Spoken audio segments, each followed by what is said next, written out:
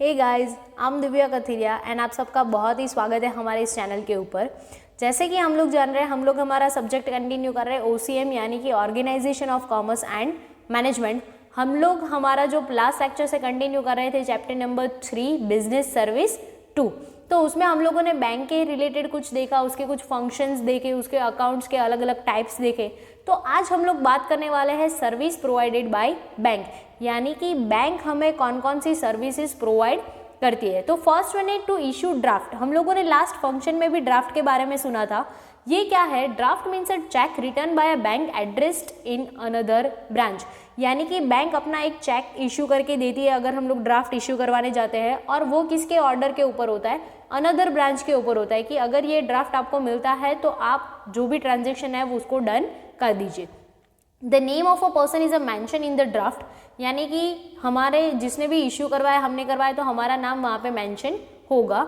And order is a issue to pay the amount to that person, और जिस बंदे को हमें पैसे ट्रांसफ़र करने हैं उस बंदे के नाम से ऑर्डर होगा कि भाई ये किसके अकाउंट में पैसे जाएंगे। When a person want to send a money to another person, यानी कि अगर हम लोग किसी और को पैसे भेजने चाहते हैं तो हम लोगों को क्या करना पड़ेगा? First of all he goes to the bank, bank में जाना पड़ेगा ऑफकोर्स, अदरवाइज तो होगा नहीं।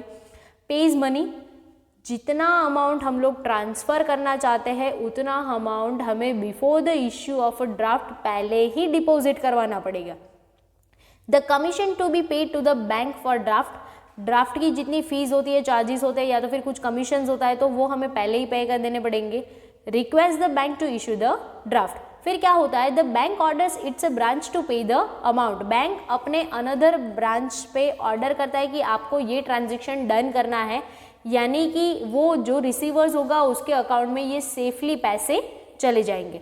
The draft can be deposited only in the receiver's account as it is account pay only, यानी कि जो ड्राफ्ट इशू होगा उसके ऊपर लिखा होगा कि अकाउंट पे ओनली, यानी कि जो रिसीवर होगा उसके अकाउंट में ही पैसा जाएगा। क्लियर? ड्राफ्ट नेवर बाउंस, क्यों?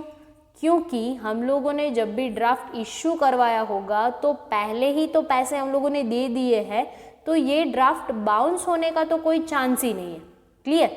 तो हम लोगों को अगर चेक में रिस्क रहता है तो हम लोग ड्राफ्ट भी इशू करवा सकते हैं। सेकंड वन है बैंकर्स चेक, यानी कि पे ऑर्डर। ये पे ऑर्डर क्या होता है? सेम एज इट इज ही होता है कि जैसा ड्राफ्ट होता है वैसे ही होता है। चेक इशू किया जाता है बैंक से, जिसको जो रिसीवर होता है उसको ऑर्डर किया जाता है बैंक को कि ये अकाउंट में आपको पैसे ट्रांजेक्शन डन करना है। और फिर ये और डिमांड ड्राफ्ट में और ड्राफ्ट में फ़र्क क्या है सिर्फ पे ऑर्डर में? और वो आप डिमांड ड्राफ्ट पूरे इंडिया में कहीं पे भी कर सकते हो, ड्राफ्ट कर सकते हो। अगर आप सिर्फ सेम सिटी में, यानी कि अगर सूरत में करें तो सूरत तक ही उसका ट्रांजेक्शन लिमिटेड होगा, तो वो क्या बन जाएगा? पे ऑर्डर। क्लियर? फिर नेक्स्ट है real time gross settlement. Most important question guys, real time gross settlement यानी कि RTGS। RTGS का फुल फॉर्म भी आपको 1 मार्क के लिए पूछा जाता है। RTGS होता क्या है हम लोग देखते हैं। When RTGS member bank transfer a money to the any other RTGS member bank anywhere in India, and this method is called RTGS, यानी कि जिस बंदे के पास RTGS का अकाउंट है, वो कोई भी बंदा जिसके पास RTGS का अकाउंट अवेलेबल है उसके बंदे के अकाउंट में पूरे इंडिया में कहीं पे भी पैसे ट्रांजैक्ट कर सकता है। Every member have a IFSC code, यानी कि हर किसी के पास IFSC कोड होगा। अगर हम लोग हमारे बैंक का पासबुक देखेंगे तो वहाँ पे भी हमें IFSC कोड देखने को मिलता है। IFSC कोड होता क्या है? It's an 11 digit alpha numeric code, यानी कि ये एक अल्फा न्यूमेरिक कोड है जिसमें अल्फ़ाबेट्स भी होते हैं और नंबर्स भी होते हैं, ताकि उसको हम लोग as a strong password use कर सकते हैं। This code is provided by the IDRBT, यानी कि हैदराबाद का एक इंस्टीट्यूट है जो ये बैंक की टेक्नोलॉजी डेवलप और रिसर्च करने का काम करता है, जिसका फुल फॉर्म है institute for development and research on a banking technology.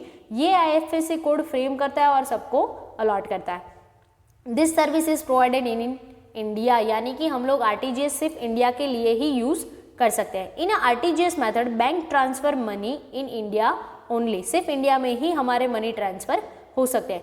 The transaction is done in cash, not done in cash, यानी कि हम लोग कैश में कभी भी ट्रांजेक्शन नहीं करेंगे। इट मीन्स कि दोनों जो पार्टीज होगी, रिसीवर और सेंडर, उन दोनों का IFSC कोड का होना बहुत ज़रूरी है, तो ही ट्रांजेक्शन डन होगा। For the deposit transaction of 2 lakh और मोर RBI provide this special service. अगर हमें 2 लाख और उससे ज़्यादा के ट्रांजेक्शन करने हैं तो RBI ये RTGS स्पेशल सर्विस हमें प्रोवाइड करता है। उसमें हाँ क्या होता क्या है, money is credited to receiver's account on the same day, यानी कि आप जिस दिन पे ट्रांसफर करोगे उसी दिन में रिसीवर के अकाउंट में पैसे आ जाएंगे within a 24 hour. In this method the commission is a charge from the sender. यहाँ पे खास ध्यान रखना है कि जो बंदा मनी ट्रांसफ़र कर रहा है, यानी कि अगर मैं किसी और को पेमेंट कर रही हूँ तो बैंक सिर्फ मुझसे चार्ज करेगी, रिसीवर को कुछ नहीं देना है, उसके अकाउंट में तो सिर्फ पैसे आ जाएंगे। क्लियर गाइस, ये जो RTGS है वो 2 और 3 मार्क के लिए मोस्ट इंपॉर्टेंट क्वेश्चन है। फिर नेक्स्ट वन जो हमारा है वो है नेशनल इलेक्ट्रॉनिक फंड ट्रांसफर यानी कि NEFT। गाइज ये क्वेश्चन भी same as it is RTGS की जैसे ही बहुत ही ज़्यादा इंपॉर्टेंट है। तो उसमें क्या करना होता है, NEFT यानी कि फुल फॉर्म ऑफ NEFT भी 1 मार्क के लिए पूछा जाता है, नेशनल इलेक्ट्रॉनिक फंड ट्रांसफर। उसमें क्या होता है, NEFT is a method in which one bank having the NEFT membership transfer money to the another NEFT member bank in India. उसको हम लोग नेफ्ट भी बोल सकते हैं। क्लियर, तो ये सेम RTGS के जैसा ही है। अगर आपके पास NEFT का अकाउंट है, किसी और के पास भी है, तो आप कभी भी उसको कोई भी मनी कितना भी अमाउंट का हो ट्रांसफ़र कर सकते हो। It's also like RTGS, it's online system, यहाँ पे ऑनलाइन वर्क भी हो सकता है। Bank provide the FSC code same 11 digit alpha numeric code. Minimum amount का कोई लिमिटेशन नहीं है, जबकि RTGS में 2 लाख का मिनिमम अमाउंट का लिमिटेशन था। मैक्सिमम अमाउंट हम लोग सिर्फ कितना कर सकते हैं, सिर्फ 2 लाख तक का ही कर सकते हैं। Clear, RBI setting the transaction on early basis, यानी कि यहाँ पे हम लोगों का जो ट्रांजेक्शन होता है वो अर्ली बेसिस के ऊपर होता है। Money credited in the receiver's account on the same day और विद इन 48 आवर, या तो सेम डे पे हो जाता है या तो फिर मैक्सिमम 48 आवर यानी कि 2 दिन के अंदर हो जाता है। Transaction are settled the batch wise through DNS, यानी कि हमारे जो ट्रांजेक्शन होते हैं ना वो बैच वाइज होते हैं और एक बैच में 10 ट्रांजेक्शन होते हैं। ऐसे अगर 10 ट्रांजेक्शन एक साथ हुए तो उसका एक बैच बन जाता है, और ऐसे बैच वाइज ट्रांजेक्शन होता है थ्रू द DNS यानी कि डिफरेंट नेट सेटलमेंट। क्लियर, फिर नेक्स्ट वन जो हमारा सर्विस है उसमें है maximum 10 transaction can be there in a 1 batch. अगर बैच वाइज ट्रांजेक्शन हो रहे हैं तो एक बैच में 10 ट्रांजेक्शन का ऐसा बैच बनेगा। फिर है बैंक ओवरड्राफ्ट। बैंक ओवरड्राफ्ट क्या होता है, businessman holding a current account with the bank. ज़्यादातर जो बिजनेसमैन होते हैं उसके अकाउंट्स कौन से होते हैं, करंट ही होते हैं, क्योंकि उसको कितने भी ट्रांजेक्शन करने हैं तो उसका परमिशन चाहिए। फिर when the facility to withdraw money withdraw the more money than the credit balance, यानी कि अगर हमारे अकाउंट में कुछ कम बैलेंस है उससे ज़्यादा हमें यूज़ करना है, यानी कि अगर हमारे अकाउंट में 1 लाख रुपीज़ है, हमें 2 लाख यूज़ करना है या फिर उससे ज़्यादा करना है अकॉर्डिंग टू जो भी उसके कंडीशंस है, रिक्वायरमेंट है उसके अकॉर्डिंग, तो भी हम लोग यूज़ कर सकते हैं। उसमें क्या होता है, credit balance of his account is a security given then it's called bank overdraft. उसके अगेंस्ट में हमें वहाँ पे कुछ सिक्योरिटी प्रोवाइड करनी पड़ेगी, बैंक हमें ऐसे ही ये सब कुछ अलाउ नहीं करेगी। Based on the self guarantee और गारंटी ऑफ द अदर, हम लोग हमारा सेल्फ गारंटी भी दे सकते हैं कुछ मॉर्गेज वगैरह रख के, या तो फिर हम लोग कोई अदर पर्सन का भी गारंटर एज अ प्रेजेंट कर सकते हैं। अगर हम लोगों ने कुछ फ्रॉड किया, चीटिंग किया, नहीं पेमेंट किया तो वो जो गारंटर बंदा होगा उसको पेमेंट करना पड़ेगा। The interest has to be the paid only on the overdraft amount. जितना हम लोग एक्स्ट्रा पैसा यूज़ करते हैं, यानी कि अगर हमारे अकाउंट में 1 लाख तो है ही, हमें 1,50,000 यूज़ करना है तो हमें जो इंटरेस्ट पे करना पड़ेगा वो सिर्फ कितने का करना पड़ेगा, एक्स्ट्रा जो 50,000 हम लोगों ने यूज़ किया है उसका। फिर है cash credit. The loan provided to the businessman for the growth and development of his business. अगर हमें हमारे बिजनेस को ज़्यादा वाइड करना है, बड़ा करना है, स्प्रेड करना है, डेवलप करना है, तो उसके related considering the stock and due collection of the money is called cash credit. तो उसके लिए हमें जो लोन प्रोवाइड किया जाता है उसको हम लोग क्या बोलते हैं, कैश क्रेडिट। फिर नेक्स्ट वन है लोन। बहुत ज़्यादा लोगों ने ये यूज़ भी किया होगा या तो फिर ज़्यादातर पर्सन ये यूज़ भी करते हैं। क्लियर, तो वो हम लोग देखते हैं। The main functions of a bank is receive the deposit and provides loan. ज़्यादातर बैंक क्या करते हैं, हमसे अगर कोई बंदे के पास एक्स्ट्रा पैसा है तो बैंक में रख के जाता है तो उससे पैसे लेती है, जिसको रिक्वायरमेंट होती है उसको पैसे देती है। The bank receive the deposit at a lower rate. अगर हम लोग वहाँ पे as a savings, as a fix deposit या तो फिर हम लोग बैंक में पैसे रखते हैं ना, तो उसका जो इंटरेस्ट रेट होता है वो कम होता है। किससे? जो लोन का इंटरेस्ट रेट होता है ना उससे। यानी कि लोन अगर हमें पैसे बैंक से चाहिए, उधार चाहिए, बोरो करना है, तो उसका इंटरेस्ट रेट ज़्यादा होगा। अगर हम लोग उसको देते हैं तो उसका इंटरेस्ट रेट कम होगा। यानी कि ये जो डिफरेंस मिलेगा वो बैंक का क्या बन जाएगा? प्रॉफिट। क्लियर?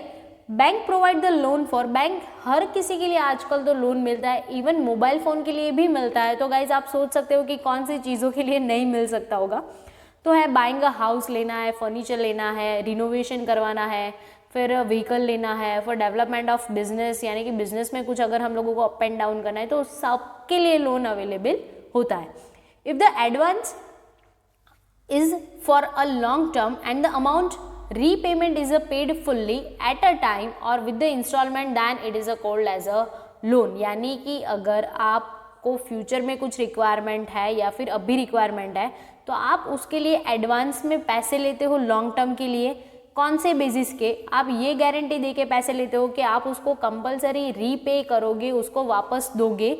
आप एक साथ भी सारे पैसे वापस दे सकते हो और इंस्टॉलमेंट में भी आप पैसे वापस दे सकते हो, लेकिन जितना इंटरेस्ट बनता है वो प्लस करके। क्लियर?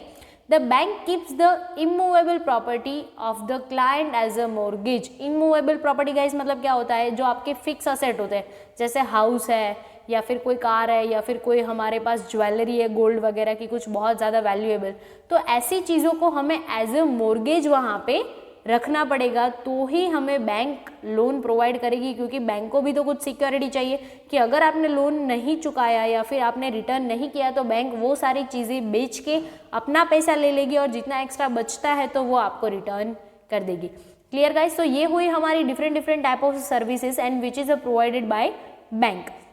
तो आज हम लोग यहाँ तक रखते हैं। आपको ये सारे जो चैप्टर्स की नोट्स है ना वो डिस्क्रिप्शन में आपको लिंक अवेल किया जाएगा, वहाँ से सारी मिल जाएगी। सारे वीडियो लेक्चर के नीचे ये डिस्क्रिप्शन होगा लिंक का, जिसमें से आप कोई भी लिंक से आप अपना नोट्स ले सकते हो, और ताकि आपको नोट डाउन करने में भी बहुत ईजी हो जाए। और गाइज अगर आपको हमारा ये वीडियो अच्छा लगा हो तो आप हमारे चैनल को सब्सक्राइब कर सकते हो, लाइक कर सकते हो और ज़्यादा से ज़्यादा स्टूडेंट के साथ शेयर करो, ताकि अगर उसको भी ये एजुकेशन का एडवांटेजेस लेना है तो वो ले सके। Okay guys, thank you.